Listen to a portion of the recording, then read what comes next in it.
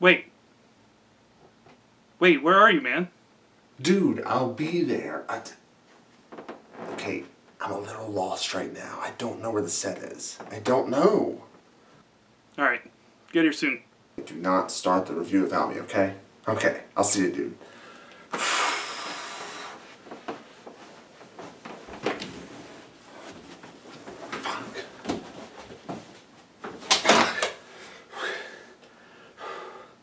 Criterion! Hello, Cleveland!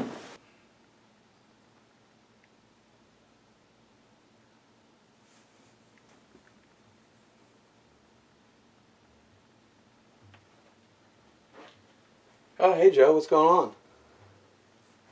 What's up? I don't know, weren't you guys supposed to be doing a review? Yeah, we were doing This is Spinal Tap. Oh. Well, where's Wade? I don't know. Well, I mean, he's not here, and you know, we got a schedule. I mean, I've seen it. I love that movie. Can I review it with you? Sure. Awesome. Yeah. Hey. Hey guys, welcome to Criterion Connection. It's now Joe and Scott. Hiya.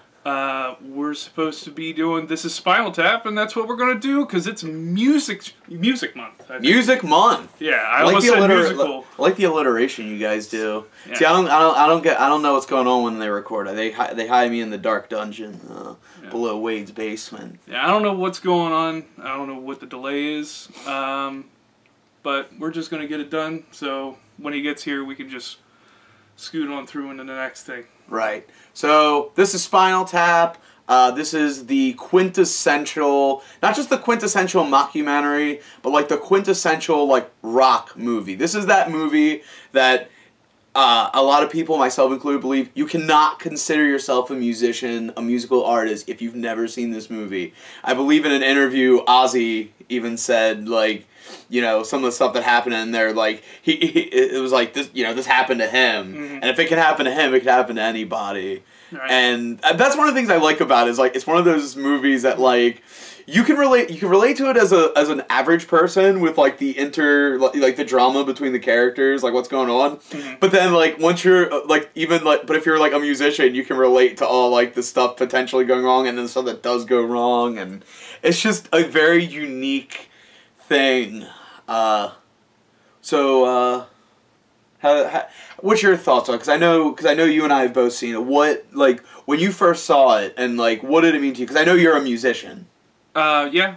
I mean, it's just a really fun, like, kind of look at some of the wackiness that actually happens in you know, anytime you play music, anytime you go to shows or go on tour.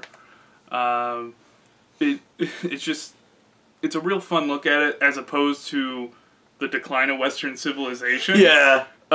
Which is the most kind of depressing look at it.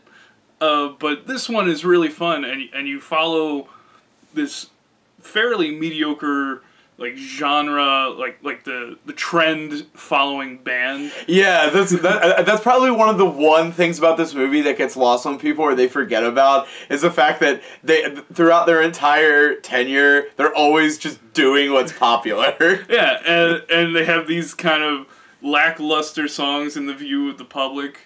Yeah. Except for, like, the songs are actually pretty fun and really catchy. Well, hey, they did for the audience. Well, hey, they did get some notoriety with "Give Me Some Money." It was a hit single, but not as big a hit as "Listen to the Flower People." That one really made them a lot of money. But I mean, this is just a great, like, real fun take on kind of fame and being a rock musician, indulging in all those excesses. I mean, it's directed by Rob Reiner, who's great, and who also plays the director in the movie, Marty DeBurgi. Right, and they do all these things, like they shoot it in documentary style. Yeah. I know for a long time there were certain people that still thought, like, those musicians, like, were real characters. Yeah. Oh, rather than just the people playing them. Yeah, you should also mention, not only was it shot like a documentary, it was also shot in doubly. I mean, there's so many classic scenes that people make fun of. Like Dudley. Yeah, the Dudley scene, Stonehenge. Stonehenge. Where he draws, they're like, let's go back to Stonehenge, and he draws a little schematic. But he does it as inches instead of feet. Yeah, and so they end up with that's an easy mistake for anyone to make. I've made that mistake. Yeah. There's just so much. Yeah, just all the things that could go wrong at a show, you know, like the wireless transmitter. Where it starts catching up on the air traffic control.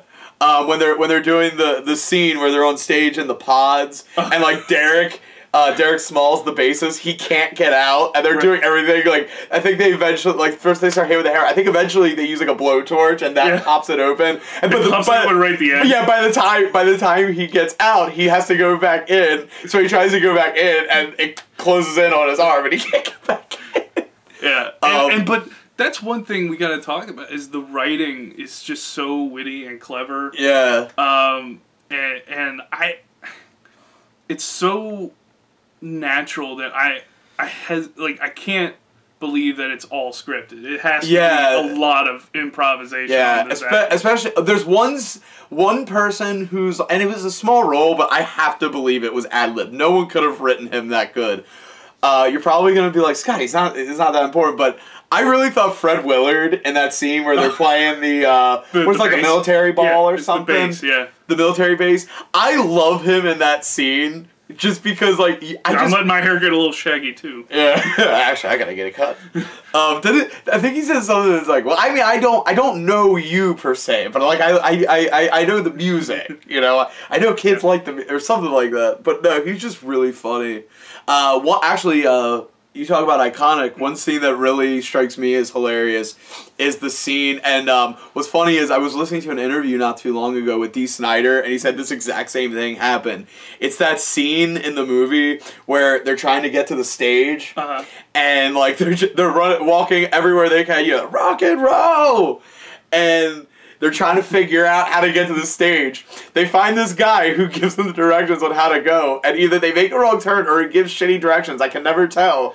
And like, they get lost. They end up right back at him. Yeah. Well, and it's great because they're amping themselves up for the show. Yeah. Right? And so they're like half paying attention. They're just being led around all the time.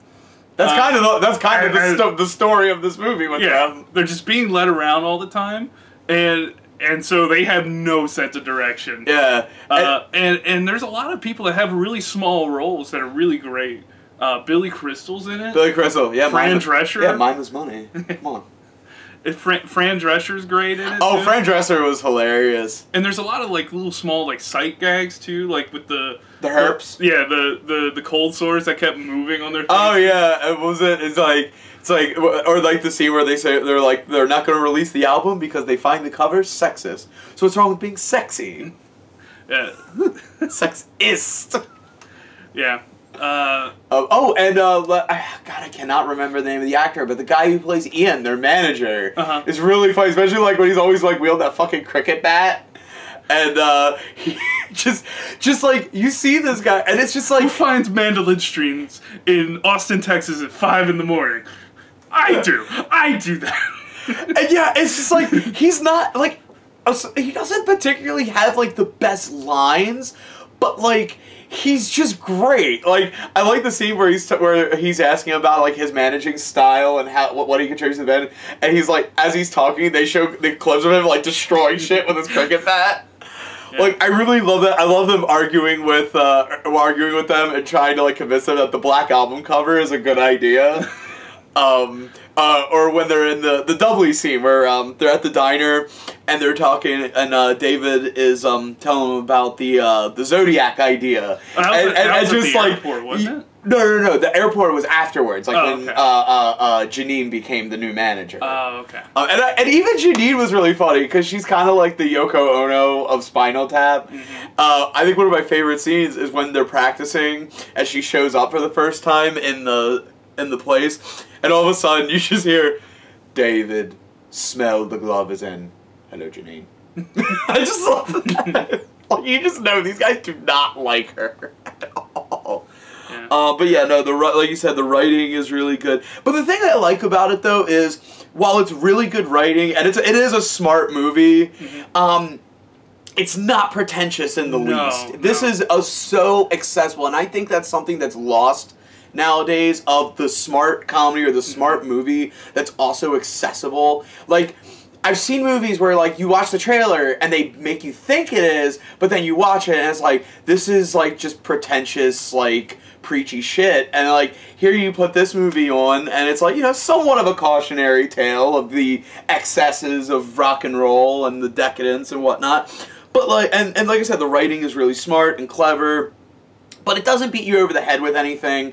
It doesn't feel like the movie doesn't make you feel like it's smarter than you are. Right. It's on your level, whatever your level may be, and it's just a lot of fun. I mean, that's the best word to describe this movie, is fun. There's never a dull moment. There's never a moment where you wish you were watching something else. You know, there's never a moment where you're like, you know, I wish I was like a Spinal Tap drummer right now. Dead.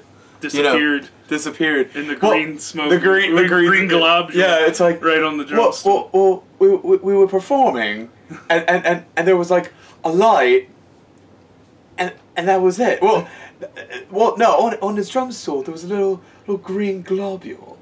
Yeah. On there. And it does follow a lot of the trope, like with it's almost like a romantic comedy, but it's between David and Nigel. Yeah. Because it's them together and everything's great, and then things start kind of falling apart, then they split up, and then they get back together. Yeah. What else was there? Because there's a lot of really great stuff. The scene in the airport when Derek's trying to get through the metal detector, and they're trying to figure out what's setting it off, and it turns out he has a cucumber in his pants wrapped in foil. Yeah, and it's just like, it almost seems like they have like small little skit ideas that they wanted to put in. But it really managed to make it work as one whole movie. Yeah. You know, which I think is an amazing feat. Do you think this is a buy, rent, or skip? Oh, this is a buy. This is not just a buy. This is a buy and watch, you know, a lot. You're going to watch... If you even like this movie for a second, if you even like this movie for a little bit, or just a tiny bit, you'll probably watch it at least once, maybe twice a year. But especially if you're a musician, this is one you're going to watch often. This is one you're going to, like, live by. Yeah, and I'm going to say it's a buy as well. Because it's so enjoyable. It's really accessible to just about anybody. If you absolutely have any sort of semblance of an idea of like rock star or like just celebrity in general, you kind of get a lot of that in there. What do you guys think about This Is Spinal Tap? Put those in the comments down below, and hit subscribe if you like the video. Hit the like button. And just stay tuned for some more. We got Music Month going on. Hopefully Wade makes it for the next one. That's right. Oh, and speaking of music, this would be a great time to plug. We have a music review series called Soundcheck. We're switching to a new format. Instead of 2 records per show, we're going to do 1 record per show. That's coming up in the near future. We've got, we've reviewed, so far we've done bands like Ghost, we've done Guns N' Roses, you and Wade just recently were doing a Tribe Called Quest. And we got some cool ones coming your way. We got some, like I said, some interesting reviews. That's Condish Soundcheck, and you can catch it on our YouTube page. Just, you know, like and subscribe this video, hit the bell for notifications, and you'll know when that comes up, when new Criterion Connection, all sorts of great stuff. So yeah, stay tuned, guys. Yeah. Bye-bye.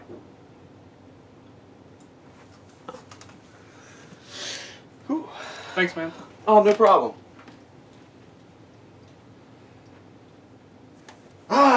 Oh, God. Sorry, I had a little lost. I'm ready to do Spinal Tap. You ready?